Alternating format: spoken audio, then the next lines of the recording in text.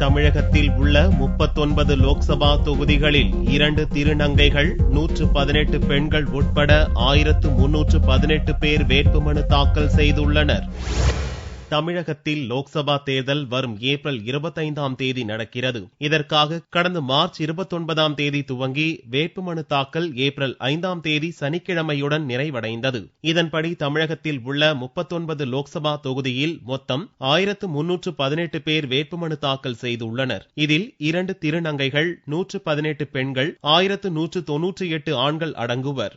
இதில் திண்டுக்கல் லோக்சபா தொகுதியில் ஒரு பெண் வேட்பாளர் கூட மனு தாக்கல் செய்யவில்லை. அதிகபட்சமாக வடசென்னையில் 53 பேரும், குறைந்தபட்சமாக நாகையில் 16 பேரும் வேட்புமனு தாக்கல் செய்துள்ளனர். 3 தொகுதிகளை கொண்ட சென்னையில் மொத்தம் 146 பேர் மனு தாக்கல் செய்துள்ளனர். கடைசி நாளான சனிக்கிழமை அன்று 560 பேர் மனு தாக்கல் செய்துள்ளனர். ஆலந்தூர் சட்டசபை இடைத்தேர்தலில் 3 பெண்கள், 16 ஆண்கள் என்று 19 பேர் மனு தாக்கல் செய்துள்ளனர். ஒரே தொகுதியை கொண்டுள்ள புதுச்சேரியில் 37 ஆண்கள், 4 பெண்கள் உட்பட 41 பேர் வேட்புமனு தாக்கல் செய்துள்ளனர். வேட்பு மனுக்கள் பரிசீலனை திங்களன்று ஏப்ரல் 7ஆம் தேதி நடக்கிறது. வேட்பு மனுக்களை திரும்ப பெற 9ஆம் தேதி கடைசி நாள். ஓட்டுப்பதிவு ஏப்ரல் 24ஆம் தேதியும், ஓட்டு எண்ணிக்கை மே 16ஆம் தேதியும் நடக்கிறது.